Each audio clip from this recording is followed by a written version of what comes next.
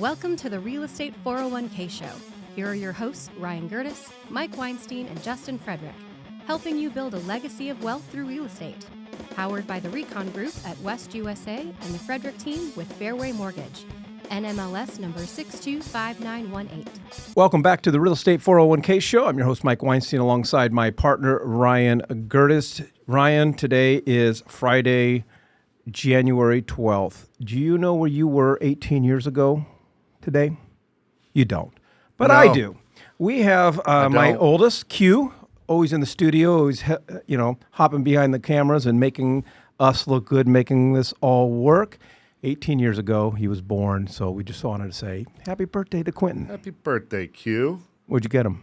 Well, He's looking at you now. I was thinking more like, what are you getting me for your birthday? But I don't know. I guess got to start a new tradition. All right. Well, we appreciate you, Quentin, and happy birthday.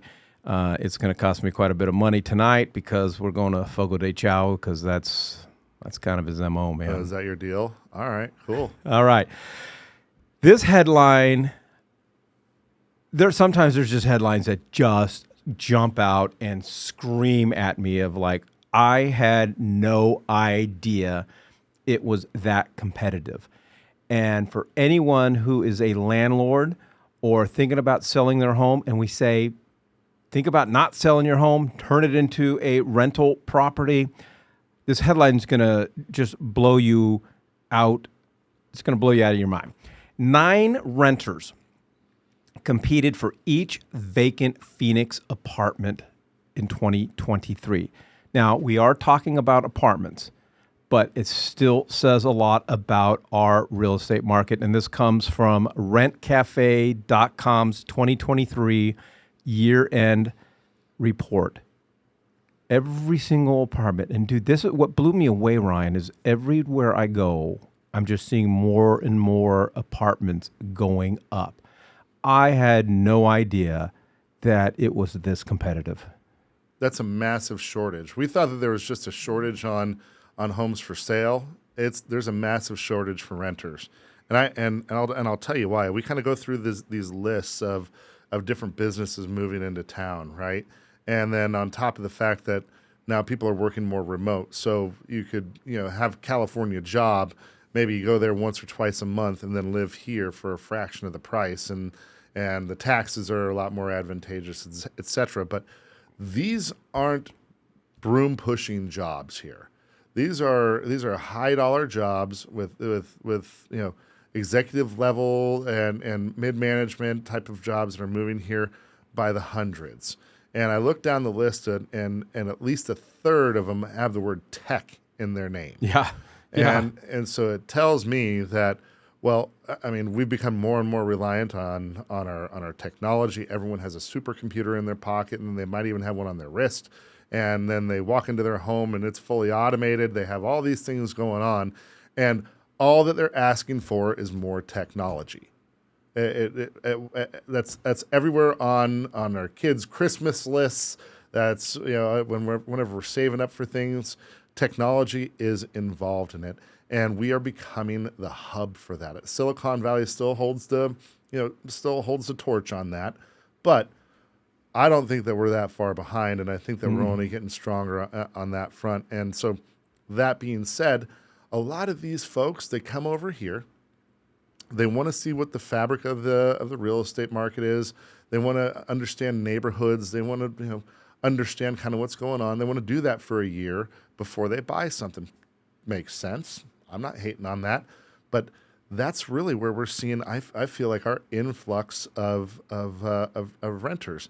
On top of that, we have been growing a lot on the education system. So whatever it was 10 years ago, University of Phoenix kind of really moved into town and put online school on the map. Yeah. And then that moved over to Grand Canyon University. They've grown 3, 4, 5, 6x. It's amazing. And they're doing is building dorms, and they're running out of room. ASU, they're building dorms like crazy. There's still a waiting list. U of A, same story. NAU, same story. And these are pretty big universities. I mean, they're not Ivy League schools, mind you, but there is still a very, very, very high student rate. and they all need a place to live. And so it doesn't surprise me that when I see that there's only one apartment per every 9 consumers out there, that all these other apartment buildings are getting vertical out here and all over the map, not just in those specific locations. So, it doesn't surprise me at all. All right. Well, we would love to have that competition. Not competition. We'd love to have that conversation with you just about. You were looking at the word competition. Well, I was going with text the word compete to 623 AZ Recon. Okay. So I got a little ahead of myself. If you are thinking about selling your home and you have never considered the options of what it might look like, because there's a lot of people who can't get into an apartment, or there's a lot of people who don't want the apartment life. They would love to rent a home. We want to sit down with you and explore what all your options, what your property would look like as an income-producing property. And then if you want to sell, sell. But you really owe it to yourself. You owe it to your family to really understand what those numbers are.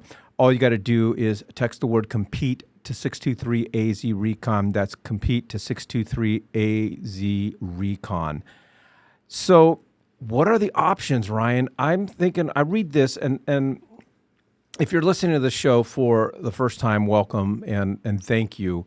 I think it was last week or 2 weeks ago. You can go back into the archives. We did a whole segment on multifamily.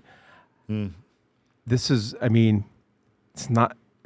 I think multifamily and mixed use is probably the most underutilized element of this market in the greater Phoenix area. I feel like we have all this land, and we've just gotten so horizontal with it, and we still will. I mean, the single family homes where they want to have their own backyard, they want to have kind of their own space. There's always going to be a demand for that here. I don't think it's just a cultural thing locally here. I think that's something throughout the United States. But we have seen in consumer reports that people are valuing less, meaning they don't want to have that. They want to have something they can lock and leave and maybe go travel or go for work or whatever, and not have to worry about all the moving parts that a big property brings. And so, I don't remember exactly where I was going with this. Me neither. But I do see. Being an untapped market, and then I see these canal systems that go all throughout the greater Phoenix area, and they're all barbed wired off. You go to San Antonio, and they have high rises next to their canal system, right? We don't even have water here. And people love being next to the water, and it's just so underutilized. Now, I get it. There's going to be massive infrastructure change in order for them to really capitalize on that. But, Tempe is, did it. They're still working on it. Tempe Town Lakes and whatnot. There's these beautiful buildings right next to it. There's apartment living. There's hotels. There's Mill Avenue where there's nightlife and shopping, etc. And then, of course, the university. I'm over here looking at it like there's just all this massive value that we as a city have just barricaded off. Well, I'm thinking about, I don't know how this equates to rooms, but I'm thinking about just letting my 2 sons compete with their friends, and who wants to rent out the room, because who's going to bring me the most amount of money. We call this the Real Estate 401k show, and we haven't really talked about the real estate 401k aspect and specifically of what we do. But I think this article in this report from rentcafe.com illustrates to the point of what we do and what we all should be thinking when we own real estate. Especially, you mentioned, if you got an interest rate that's got a 2 or a 3 or even a 4 in front of it, it's not just rental income. Renters provide an incredible opportunity for you to build wealth in real estate. And I think sometimes a lot of newer investors take a look at interest rates, take a look at cash flow. Well, I don't know if it's worth $100 a month or $200 a month of cash flow, so I don't want to be a landlord. And they get all emotional about it. And being a landlord is not for everyone, but wealth is for everyone. Well, and I think that if you're the type of person where you have a stock portfolio, or if you're putting money into your 401k, or if you are investing in something which basically has zero leverage and you don't have a real estate portfolio, it's time for you to look over everything and reconsider what it is that you're doing in order to really build wealth, because no one's over there paying any portion of your stock investment or your 401k investment. You might have an employer that might do some matching for you, and that's all well and good, but there's always a cap to it, right? There's no cap in real estate. Well, that's the thing. You mentioned like an employer matching. That is the beauty of this. When you put a renter in the property, they're not matching your investment at that point. They are solely investing in your real estate 401k program. Only point I was trying to make was that they might be helping out with it, but with like to your point with real estate, the market is going to help you dictate how much is going to be put into your investment account, right? And so that's a beautiful thing. I didn't mean to cut you off, but yeah, it's exciting. Yeah. And so to break it down, and you do want to text the word compete to 623-AZ Recon. You want to have a discussion with us and help you see real estate the way that we see it. So you put a renter in there, and every month he pays you rent, or they pay you rent. And that month you make your mortgage payment. Every mortgage payment you make buys down the principal on your loan. That principal buy down is coming from your tenant. You also do get the positive cash flow scenario, especially if you got a really healthy, interest rate. You get tax benefits like crazy from this. And then the fourth way, we talk about it all the time in our real estate 401k program, is the home. We talk about it all the time. They're going up in value. So, do you like wealth? Yes. Sometimes being a landlord sucks. It's a pain in the ass. It's a pain in the ass sometimes. But when I get done with this and you and I retire, we're not even going to remember those times because we've just removed emotion out of it and strictly look at the numbers and strictly stuck to our strategies. And it's it's more of a pain in the ass than a bank account. But that's really what I got to tell myself, is that this is just a bank account. I need to just follow the systems, treat it like a business, quit getting emotional when one of my tenants decides that they're either going to skip out on the lease early, or they're going to smoke in the house, or they're going to do something that goes against the rules or the terms and conditions of the lease. Like, it's gonna happen. So let me save you the suspense. You're going to have problem tenants from time to time. Yes. I don't care how well you vet them. Sometimes it's involuntary. Sometimes COVID hits and they come out with a moratorium that says they don't need to pay you for X amount of months, and there's not a damn thing you can do about it. Things happen. But even though let's just go back to that moratorium. What happened to the values of our homes, even though some landlords out there had tenants not paying? They skyrocketed. And so in that scenario, maybe you had a house vacant for 12 months because of COVID and the moratorium, and your mortgage payment is $2,000 a month. So yes, you lost $24,000.